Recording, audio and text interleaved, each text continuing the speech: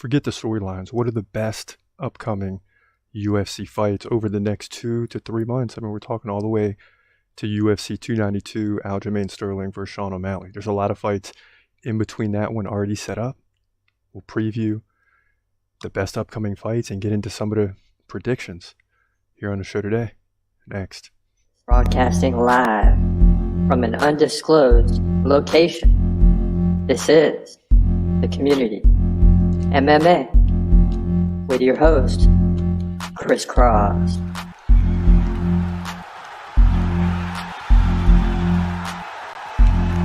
Christopher, then you know what? Then maybe that you got a problem because you got a problem because you got a problem. You got a problem. You got a problem because. I love the Sugar Show. Sugar Show, baby! Woo! I love the Sugar Show. I love the Sugar Show. I love the Sugar Show. That's right, the Sugar Show is coming. Big bantamweight title fight against Aljamain Sterling. Forget about it. I can't wait to this fight. I can't wait to a lot of these upcoming fights. Poirier versus Gaethje 2. Amanda Nunes is fighting. Max Holloway's fighting. Whittaker versus Du Plessis. Forget about it. That's probably one of the best upcoming fights right now. But before we even go there, I want to get into one of my favorite upcoming fights. Not necessarily the best among the fans, but one of my favorites. You got Aljamain Sterling, number 5 on the dude list, right? Number 5. Who's he taking on? Number 11, Sean O'Malley. And we're coming back to the dude list. You see a lot of names and colors there. What we got? We got 7 fighters fighting from 11 through 20, and just 2 in the top 10. So we're going to get back to the dude list, but I want to get to one of my favorite fights coming up. That's the bantamweight title, UFC 292, Aljamain Sterling versus Sean O'Malley. So let's waste no time. In the bantamweight division at UFC 292, you got the current champ, Aljamain Sterling, coming in 23-3, taking on one of the top contenders in the division, Sean the Sugar Show O'Malley, who comes in at 16-1. Now the Sugar Show is 4 inches taller at 5'11". He's got a 1-inch reach advantage. He's a switch stance fighter. Aljamain Sterling is a right-hander. Now Sean O'Malley's very active, 7.4 significant strikes per minute. Sterling is active too, but not quite the same pace, 4.8 significant strikes per minute. One of the big differences here is Aljamain Sterling can land like 2 takedowns over 3 rounds. And if this thing does go to a decision, he's going to get 3, 4, 5 takedowns in this fight. Now, the Funk Master has been on an impressive streak. He hasn't lost since 2017 against Marlon Moraes. That's ridiculous. Winning 9 straight fights, and that's why he's number 5 on our dude list, right? Recently beating Henry Cejudo by decision. TJ Dillashaw, think about this, KO. Petr Yan, decision. Corey Sandhagen, submission, pretty quickly in the first round. Beat Pedro Munoz, Jimmy Rivera, and you just go on and on.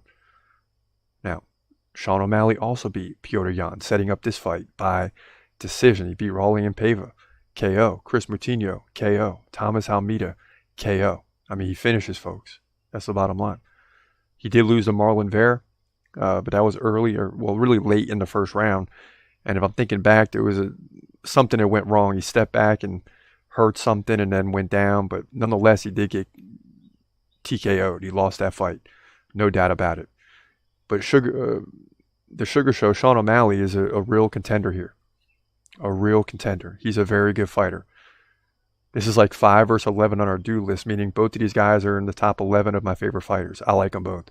It's a very difficult situation, just like it was when Islam fought Volkanovski and we had 4 versus 7. These are 2 guys I really like, so it's hard to pick against one of them. But the fact is Aljamain Sterling is the champ for a reason. He's 33 years old, prime shape, height of his career. Sean O'Malley is 28. He's probably got 2, 3, 4 years still before he peaks. He's on the way, but he's still young. And I don't see Sterling losing right now at the height of his career to Sean O'Malley. Anything is possible. Anything is possible. But I like Aljamain Sterling to get enough takedowns, control positions, limit the striking of Sean O'Malley, right? they'll equalize that, but Sterling will have 3, 4, 5 takedowns. And if it does go to a decision, he wins. The only way Sean O'Malley wins this thing is by getting a stoppage via KO, and that's possible too. But I think Sterling is too smart for that, knows how to control the fight, knows how to win in difficult situations like against Cejudo. May not be the prettiest or best fight, but he's going to find a way to win every time. But he is dealing with more of a striker in Sean O'Malley, but I still like him to win, in my opinion, one way or the other, to move to 24-3 and retain the bantamweight title here in the main event at UFC 292. Yeah, so I like Aljamain Sterling to win. And if it comes out this way, then that opens up a lot of questions, especially when we get into this next fight. But could he be fighting Volkanovski? Could he be fighting Max Holloway? Both those guys got fights coming up. Could he move up to featherweight? And if he does, how high of a fight does he get? Does he get to go to the title right away? Or does he got to beat someone to get there? So, and we say all this because we know he's not fighting Dvalishvili. So how long can he stay there? Or do you wait and see if Dvalishvili maybe loses? And then you keep going. So I don't know, I don't know what's going to happen, but I like Aljamain to win this. If Sean O'Malley wins this, it'll be crazy. Because he'll be beating one of the best bantamweight champions at their height. So, considering he keeps winning, so he's one of the best. Think about who he's beaten. Let me forget about it. So that does open up questions. So if I'm right on that, Aljamain Sterling wins. He wants to move up. Who's he going to face? I don't know. But Alexander Volkanovski and Yair Rodriguez set the lock horns in a big featherweight title fight. We're saving the 3 best for last after this one. So here we go. Volkanovski versus Rodriguez. Stay with us. In the featherweight division for the featherweight division, a title at UFC 290. This is your main event. You got Alexander Volkanovski coming in at an impressive 25-2, taking on Yair Rodriguez, who comes in at 16-3. Volkanovski is a decent favorite, nearly 5-1 coming into this fight. Now he's 5 inches shorter at 5'6". He's used to that. He's getting up there in age a little bit, 34 years old. He's got a 1-inch reach advantage. Both guys stand right-handed. Volkanovski lands about 6.4 significant strikes per minute. Yair, 4.8 per minute. So both guys very active. That's the first thing you want to notice. Volkanovski lands like a takedown and a half every 3 rounds. So that's like a takedown every other round. So in a 5-round fight, maybe he gets 2 takedowns. Yair Rodriguez, not even 1 takedown over the course of 3 rounds. So just looking at how these guys stack up before we go further, Volkanovski is better everywhere. He also has a decent takedown defense, 70%. That's slightly above average. That's helping him stay atop the division. Now, he went up to the lightweight division, as you know, lost to Islam Makhachev by unanimous decision. He outstruck Islam 70-57, believe it or not. But Islam landed 4 takedowns and controlled the fight for 3 rounds. That's the bottom line. Volkanovski has beaten Max Holloway like 3 times, dominated him in the last fight, 199-127 in significant strikes, no takedowns. He beat Chan Sung Jung, a.k.a. the Korean Zombie, with 4 takedowns. He beat Brian Ortega in dominating fashion, 214 significant strikes to 88. And you can just go down the list, and he lands a lot of significant strikes. Makes it very tough on opponents. Yair Rodriguez coming off the win over Josh Emmett. That was big. Triangle submission. Beat Brian Ortega by KO. Lost to Max Holloway. See, that's a big one there. Max Holloway got off on him. Lost by unanimous decision. He did beat Jeremy Stevens before that. But listen, this one's simple. Volkanovski's beat Holloway 3 times. Yair couldn't even match up with Holloway. This is going to be an easy victory for Volkanovski. Yeah, he's 34 years old, but he's still in the prime of his career. He's not going down in this fight unless there's some underlying problem that he has coming into the fight, which I don't foresee that as well, although fighters do deal with problems like that we're sometimes unaware. But the bottom line is Volkanovski is the better fighter. He's going to beat Yair Rodriguez, but I'd like to see him get the finish. We'll see. But nonetheless, he's going to move to 26-2.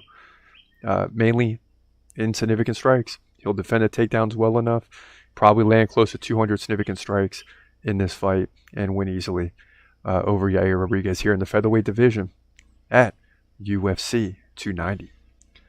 Yeah, Volkanovski still runs a division. He still controls a division, and that's why I want to see Aljamain Sterling move up and fight him more so than Volkanovski versus Holloway or Alex versus Max, the fourth fight, when one guy's won all three. So I want to see it. I think it's perfect timing. If Aljamain wins, I'm immediately calling out Volkanovski. Forget what you heard. I'm done with the bantamweight, and I'm moving up. So hopefully this is the way things go there. Even if Holloway wins, he's slowing down to me. So now as we jump back into the dude list, right, you got Khamzat 1, John Jones 2, Makhachev, Prochazka, Sterling, Covington, Adesanya, Volkanovski, number 8. Leon Edwards 9, Jamal Hill 10. And then you see there 11 through 20, starting with Sean O'Malley going down to 20. Aliskerov is fighting Costa. Max Holloway's got a big fight.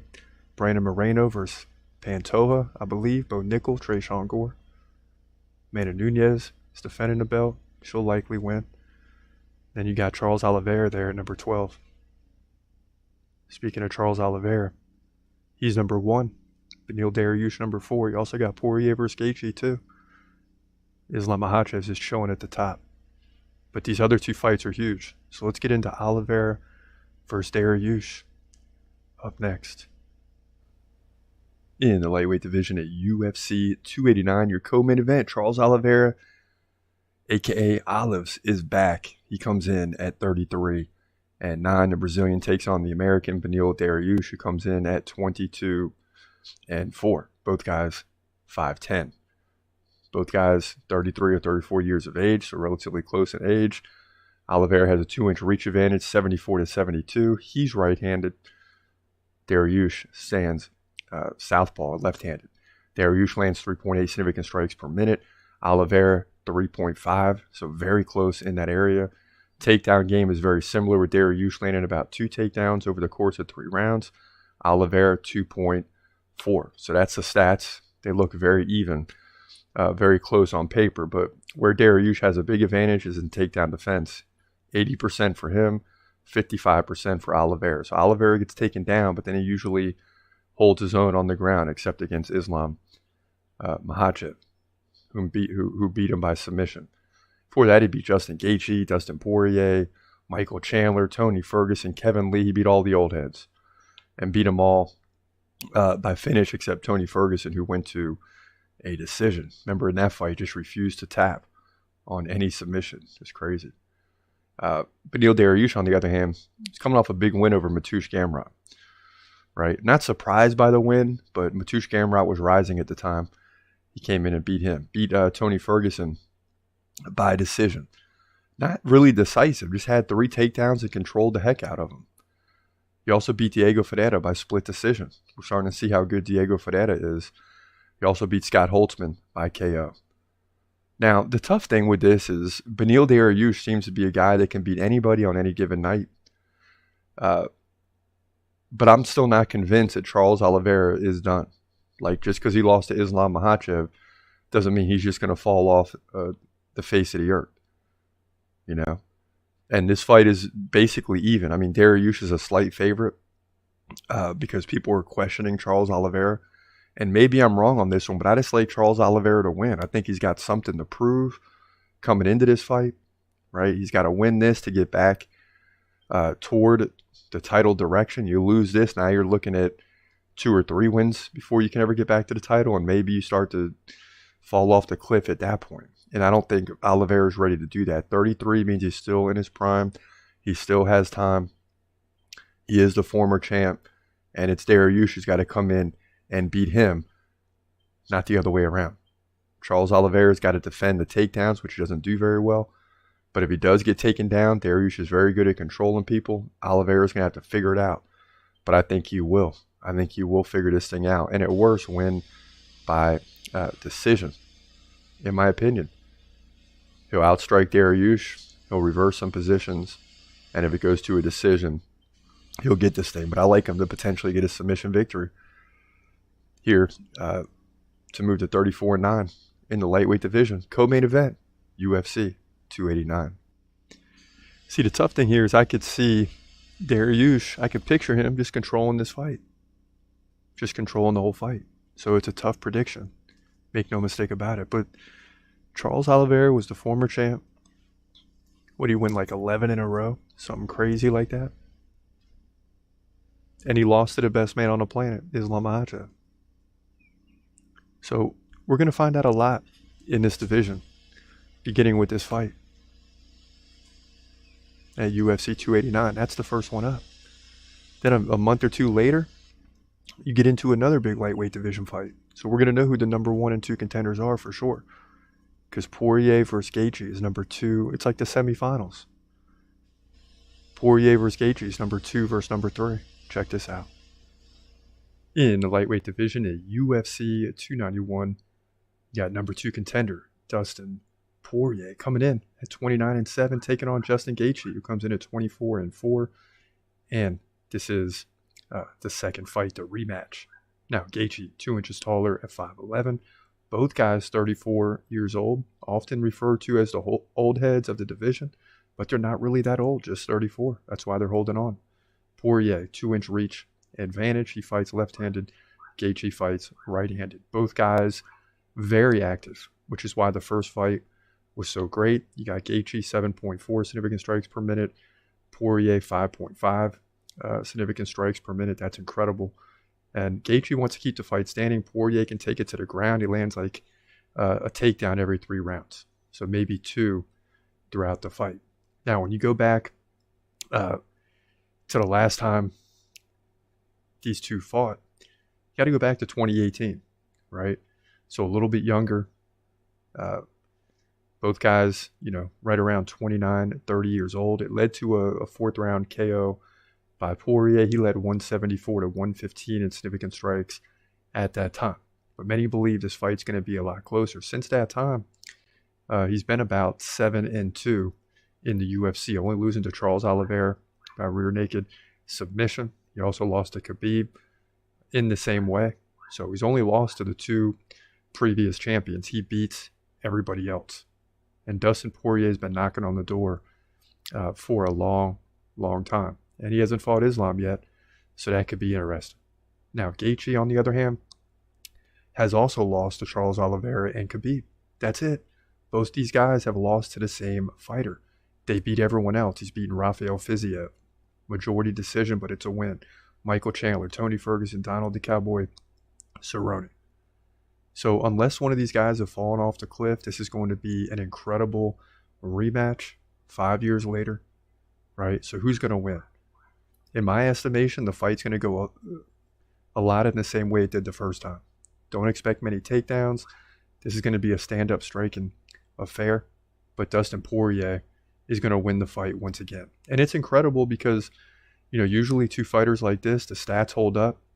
So you would think Gaethje would outstrike him by like 50 significant strikes, but it was actually the opposite. And Dustin Poirier gets in there, and forget the numbers.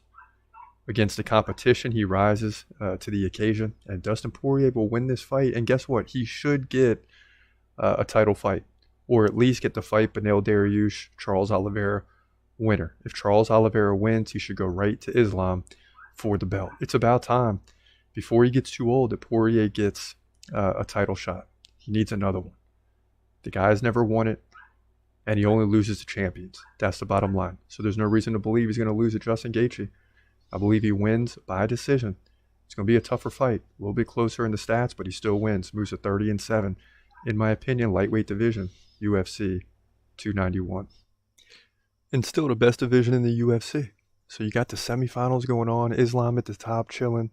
And if we're right, then we got Dustin Poirier and Charles Oliveira sitting at 1 and 2. And I still think Poirier should get the title shot immediately against Islam if he wins that fight. Instead of the rematch versus Oliveira, now if Dustin wins, then Oliveira gets a title shot against him. If Islam wins, then, but I say Dustin Poirier's in line first. And that's my prediction to what's going to happen.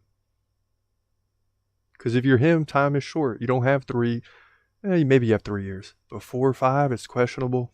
You're 34 now. You got to get things rolling. So the best upcoming fight, and the last one today, best one, clearly, Robert Whittaker versus Dricus Du Plessis. Because this has big implications on the middleweight division. Whittaker 2, Du Plessis 6. Forget Pereira at 1. If Whittaker wins this, he gets a third fight against Adesanya. If Du Plessis wins, he gets the fight. Khamzat fans are going crazy. I'm a Khamzat fan, so that's why I'm saying that. We're going crazy. But this is the best upcoming fight. There's no question.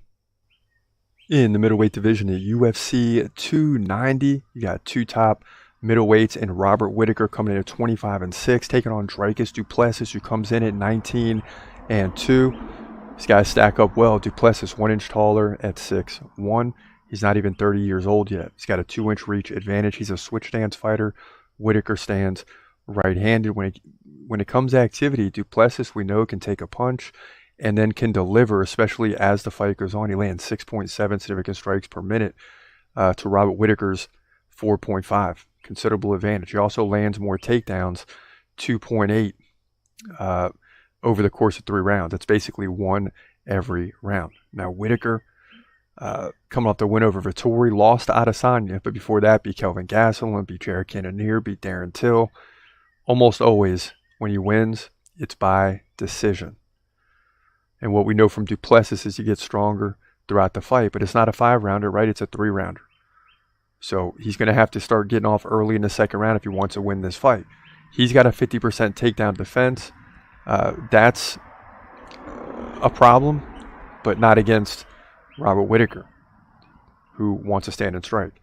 Now, he did beat Derek Brunson by KO, Darren Till by submission, Brad Tavares decision, Trevin Giles KO. What you like to see in all those is he's winning in a variety of different ways, like against Darren Till, landing 6 takedowns, just controlling him. Against Derek Brunson, outstriking him, right? It led to the KO in the second round. If I remember correctly, the first round didn't go quite his way, but he still found a way to win. So he's a legitimate fighter, a tough fighter. I don't know if he's on the level of Israel Adesanya, but he might be on the level of Robert Whittaker. You know, I want to go against Dricus Du Plessis, but I can't here. It's just something, you know, on one end, I'm thinking Robert Whittaker, even though he's down in all the categories, takedowns, significant strikes per minute when compared to Du Plessis. So normally I'm going to say Du Plessis is going to win, which is what I'm saying. But I still think Robert Whittaker is the veteran in this situation. So sometimes I lean towards the veteran. And I very well could be wrong here, but something tells me Dricus Du Plessis is going to win this fight. And it may not even go his way early on. As I said earlier, like in the first round, it may not go his way. But he will find a way to come through in the second round. If it goes into the third, maybe he's got to take it to a decision because you're dealing with a tough Robert Whittaker. But Du Plessis is going to edge out a victory here at worst, in my opinion, to move to 20-2, and that puts him in contention for the title. This fight goes down, middleweight division, UFC 290. Yes, I was definitely buying time on that one, and I thought I went with Whittaker. Whew, that's going to be a good fight. But I went with Du Plessis. And I was definitely buying time in that prediction because even as I'm watching it, I'm like, which way am I going to go? I said Du Plessis is going to win, and I'm like, what? I thought I had Whittaker. So that's one of those toss-ups. It's going to be a fun fight to watch. Can't wait for that one. Middleweight division, big implications. As we jump into the Q&A, it's going to be a lot of Khamzat, a lot of Robert Whittaker, Dricus Du Plessis. So Urban Legend says, plain and simple, Du Plessis is more powerful than Robert Whittaker. And he gets a response. Watch both their fights with Tavares. Urban Legend says, there are so many factors that result in an outcome. No 2 fights are the same. At Urban Legend. So it's not plain and simple that he has more power. I think they both got power. I mean, it's the middleweight division. But the thing here for me is Dricus, it seems like he gets beat in the first round or 2, but holds on and then wears his opponent out. But that's tricky against Whittaker. And Trey, I think Du Plessis is going to win. Yeah, we'll see. I like him to win, but it's going to be a nervous first round or 2. And Trey again. Boers is coming. Future champion. Yes. Leonardo Mahoon. Mashoon, something like that. 100% Khamzat left All-Star and changed teams. This is the problem Dana was talking about. So, yeah, see, I don't even know about that. It is what it is. I don't care. If that's a problem, then whatever. Man needs a fight. Hashem Tashir, you're the one guy who's been riding for Khamzat for a long time. Inshallah. We get to see him win a world title. Yeah, let's hope. Sure, this is a reason why he's out for so long. Bringing that back up. Got the visa issues. People were saying he changed teams. I mean, yeah, there's a lot of reasons, but as a fan, we don't care. We want to fight. James Bentham, I believe. He's been ducking Costa so long. He doesn't have the weight advantage in this division. Being emotional isn't a benefit. He's got to be like 50 by now. Where's he gone? And when he makes his triumphant return, in terms of fighting in the octagon, you'll know he's not 50. And he's been gone, but not that long. Met says, I agree. I think Khamzat should stay at 185 now. Fight Usman at 185, then one more fight at 185, then title shot at 185. I like it. I like it. And to say it's not his division and he can't stack up in weight, he's made for the middleweight division. Robin Hood says, so far, I'm part of the whatever community. I support this channel. Well, much appreciated. Altapo Magtapo says, let's go. Let's go. Everybody wants to see what Khamzat is going to do. D. Michael Reynolds, his next fights are critical. Yeah, he's got to, they did the same thing to Conor too, like make him wait and wait and wait. Dave Miami says UFC is messing with the goose that laid the golden egg. Let's say it like that. Something like that. Boris, hey Chris, what part of Florida are you from? I'm in Miami. From Fort Lauderdale. Hollywood area. Broward County, baby. Palm Beach County too. Then back to Broward. That's kind of how it went when I was younger. But not living in Florida now. Trevor Andrews says, I think you are correct. Yeah, Khamzat. Great breakdown, bro. Damon Archery says, great breakdown, bro. Bro. Finally, a dude who isn't biased. Facts are this, though. Apart from the head kicks and veteran experience Du Plessis has Rob beat in most areas, from ground game to grappling to power and explosiveness. We'll see. But listen, Whittaker's going to be doing his thing at the beginning of the fight. And Whittaker can finish people. It's just Adesanya is a different type of guy. But he can finish people. Please believe it. So, where Du Plessis holds on against other fighters, could he hold on against Whittaker? I don't know. When's Khamzat fighting? I don't know. But listen, we're going to wrap this thing up. It's been a good show. This is your boy Chris Cross. Hope you have a great day. God bless. Peace.